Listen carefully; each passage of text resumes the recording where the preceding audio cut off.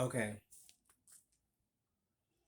Some of the celebrities that I saw at 23rd and 8th, oh no, sorry, 15th and 9th, was Nigel Barker used to come in from America's Next Top Model. And he used to take pictures at, I guess they used to do photo shoots at Chelsea Piers because it's right there.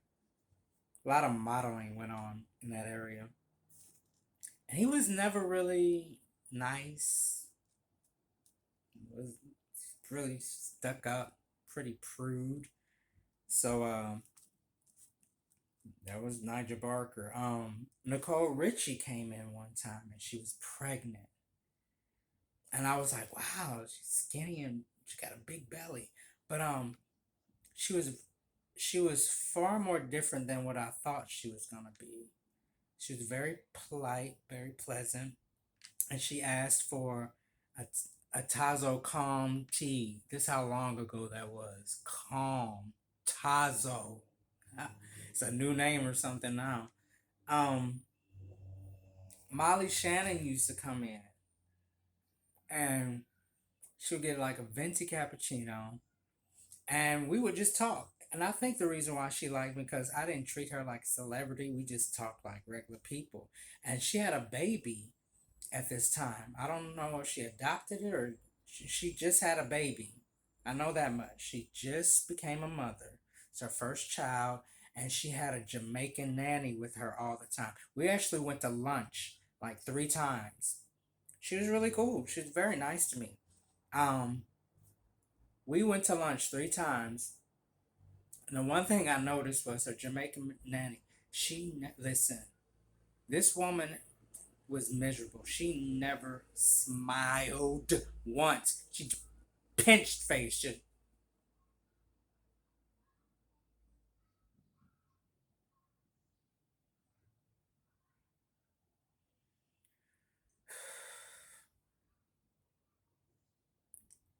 tight. She was always upset. And I used to joke around with Molly. I'm like, is she mad about something? Is it something we did? And she was like, oh no, she's a sweetheart. She's just really tired right now. Quit making excuses up for her. She was angry at you probably. So funny.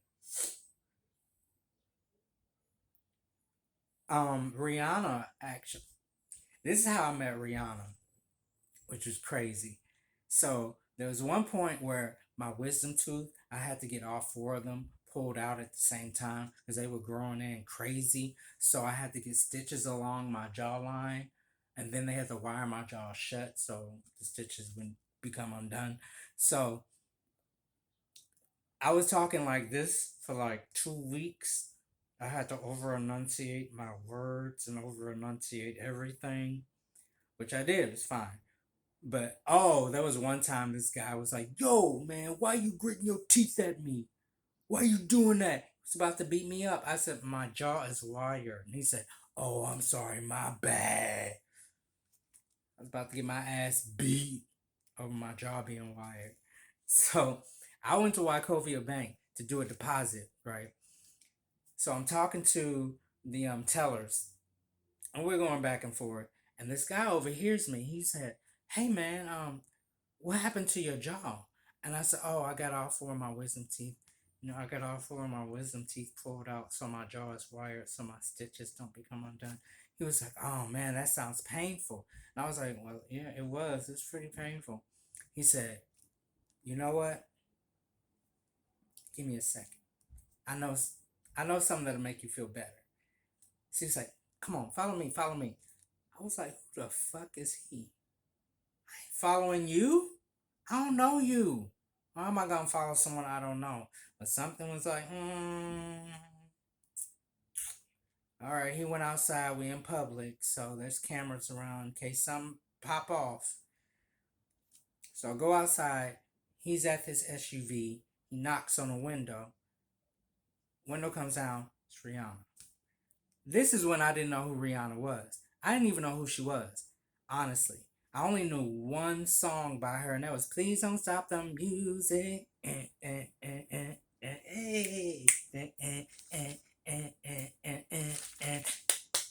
That's what I knew. So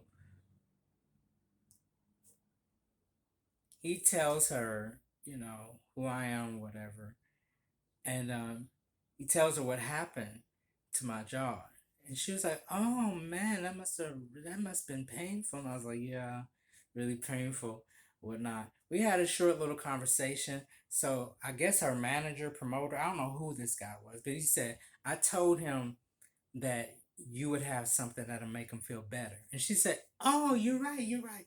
So she reached in this bag and she gave me 2 tickets to her show at the Highland Ballroom. So that was my first time seeing Rihanna live. I actually went by myself because nobody could go. So I went by myself to see her at the Highland Ballroom. And I didn't know any of her music. This is when Good Girl Gone Bad came out.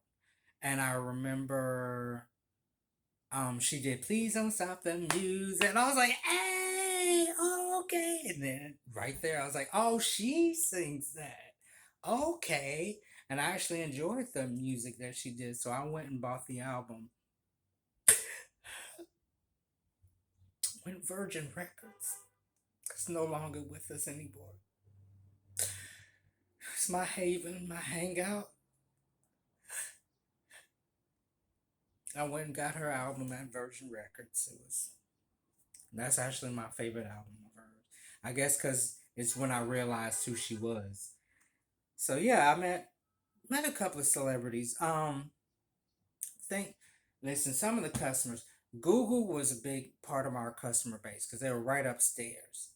The things they used to tell me used to fascinate me. Like one time, one of the guys was like, "Oh, we don't have to pay for our lunch. Our lunch is catered." They used to get their lunch catered to them. I said, "Shit." They were spoiled.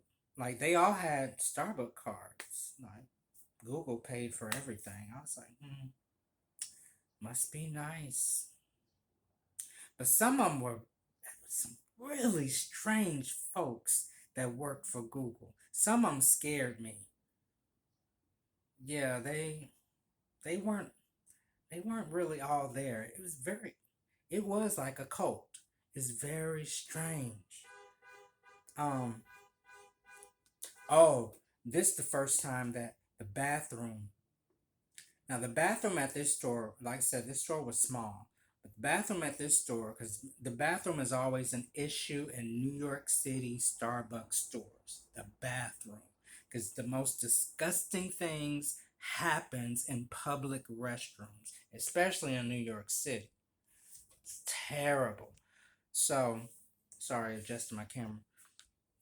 It's the first time I saw somebody um write on the wall and shit. Somebody wrote "fuck you pigs" with their own shit. Something wrong with you when you just say, you know what, I'm gonna write a statement, but I ain't got nothing to write with. I ain't got no ink pen, no Sharpie, nothing, no chalk. I'm gonna write with my own shit. To dip your finger in some fresh shit and then write on the wall, something's wrong. And there was too much of that going on. Do you see what I'm saying? Like, why is this happening every day? Do we have that many people on the streets who like to just write their name with shit? Yes, we do. So that was new to me. There was one time George, our new manager at the store, he was he was cleaning the bathroom because I refused. No. He was pushing the trash down to try to tie it, and he poked himself with a needle. There was a hypodermic needle in the trash can. I was like, dude, you never push down on the trash bags in a public restroom. No. So he had to go to the hospital and get all sorts of shots and get looked after and everything. Um, there was one morning. There was one morning where this super tall transsexual was out and about just strolling. She was trying to get her coins with the Z. She was trying to get her coins. And this midget little person, he had to be at least 4'3", tiny. She's super tall. He was chasing her down. Hey, baby. Hey, hey, hey. I don't know what went on between them. I don't know what was said, but they stepped off to the side and had a conversation. Baby, a cab pulled up. She got in the cab and he hopped because he could just, step up in the bitch. He had to hop. He hopped up in the cab with her and they drove off. I said, dreams do come true, I guess. Like, that tripped me out. There was a garage, a parking garage right next door to the store, and there was countless times where there was tons of promiscuous sex going on because the bars were right there. This is like the meatpacking district slash Chelsea, like it's right there in the middle. So there's a lot of promiscuous sex going on in that garage. Oh, and especially when gay pride came around. Ooh, a lot of slurping and derping. um, there used to be this guy who used to come in, and I used to call him he, he he was like this really super tall. He was at least 6'5", tall gay man. He had to be about 50, maybe 60, 55, 60. Had thinning hair. It was white, and he combed it back. Made sure it was stylish. She always had on name brand clothing, Versace, like high end clothing. He always wore a scarf, or he wore a sweater tied around, his neck, and he was hanging off the back. And he always had like a Louis Vuitton bag or some sort of name brand bag. He would come into the store, and he only did this with me. I never understood why he didn't do it with anybody else, but just with me. He would walk in early morning. I'd be there, and if I open, he'd be like, "Hello, darling. How are you? Hi, hi. I'm gonna have my usual. I'm gonna have a venti coffee with a Black Forest ham, and just he's a kiki." And I never understood why he would say it like that every time. He would walk in and be like, "Hello, hi. How are you doing this morning? Great. I'm doing fabulous as usual. I'm gonna have, of course, my venti coffee. Um, and if you have any of those Black Forest hams, he ham, he would say it like that every time. I never understood why. And then I got to a point where I was like, is he messing with me? Like, is he doing this on purpose to mess with me? Am I being tested? I wasn't quite sure. I would tell baristas about him, and they didn't believe me. And there was this girl, Samantha, and she and another barista switched shifts because she was normally closing, and this other barista was normally opening. But she was like, "I need to open because I have an appointment." Blah blah blah. So they switched shifts. So Samantha was opening with me. He came in, and he was like, "Hello, darling. How are you?" Oh my God, what a fabulous morning. I'm going to have my usual, of course. I'm a venti coffee. And if you could get one of those Black Forest hams started, it would be wonderful. She fell out. She wasn't ready. She she fell out. I said, "Bitch, I told you." He this dude comes in all the time. And I never laughed in his face. I just basically smiled and grinned. Or smiled and nodded like, "Oh, hey. Hey, how are you? Good. Good seeing you, trying to move him out the way because he would just start talking. In 72, Diana Ross. I don't know about I wasn't around. I don't know. I don't even know. He would go in, but he would always anyone else he'd be like, "Hello, venti coffee and Black Forest ham." It's like, the hell is going on? Why isn't he doing? Nope. Anyone else he'd be venti coffee and a Black Forest ham. Me, I'm on register. Hello, darling. Hi. Here you are. Wonderful. It's always a joy to see you. Of course, you know my venti coffee, and if I could get one of those delicious Black Forest ham. So, uh, you know what? Once again, it got to a point, like I did with the other story. If I've seen you for several times, and I know your face and I know your order, I'm going to have it ready. When I see a pattern, I see you coming in at a certain time, I'm going to have your shit ready for you so you can come in and go out. I'm trying to be convenient for you. That's back then. I hate serving people now. I can't stand it. Don't you ever ask me to. I'm like cleaning up after people eat. Fuck that. But he there would be a point where I would have his order ready before he even came in. He would come in and be like, "Hello, darling. How? Oh, well, look at you. I guess I'm getting the grade A service here. You already have it for me. I don't even need to say anything anymore. I guess I'm talking too much. Oh, now you offended?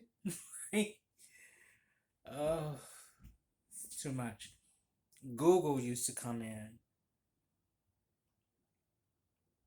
Sometimes there were offices. There would be, I guess, employees all together in several cubicles. And they would come down with sheets of paper, like 20 sheets of paper, with these stickers on them, with names and the drink and the size. They would just give it to us. So the person's at the register just ringing up all these drinks on this sheet, give it to the bar. They want us to peel all the stickers off, put them on the cups. Because when they first came down, it just had the drink, the size, and all that on the sticker. Then all of a sudden they were like, can you put the names on? Bitch, who are you talking to? No, I'm not doing all that. I ain't, no. You got 30 some odd drinks up here. You want me to put the names on all the goddamn stickers? Bitch, you crazy. On top of that, they never tipped. Never. It'd be one person who would come down with this big, thick paper with all these stickers and, the drinks on and whatnot. Give it to us, whatnot. Take all their drinks, get someone to help them to bring all the drinks up. Never once did they tip. Not once. Anyway, working at that store was not all that bad. It was not a bad team once we all worked together. But when you get new management in and then social cliques start happening, favoritism and politics happening, and for the serious people who actually want a career in something, who actually want to grow into something, you get, snubbed and put back. So, like I said, I called up Peter, who is now the store manager at 23rd and 8th. So I'm, requested to transfer there. So 23rd and 8th is in Chelsea. And it is pretty much surrounded by Thai restaurants, spas, gay bars, vitamin stores, gyms, porn shops. That's about it. Trendy bars. It's the most pretentious neighborhood I've ever seen. So pretentious. People really think they got money there. Child, you go into the apartment, like, what the fuck is this? They sharing bathrooms. 10 people on one floor. 10 apartments. They share one bathroom. Fuck out of here. Y'all ain't got no money? Cut it out. And the store at 23rd and 8th actually had the worst homeless problem. And on top of that, nearby was a clinic, I guess, where it was rehab clinic, I guess, nearby. So we had a lot. Oh, drug addicts galore. Listen, that's a whole different video. Don't worry, I'm not gonna take long this time. I'll get it out, and then we're gonna talk about 23rd and 8th, because that's a whole nother chapter.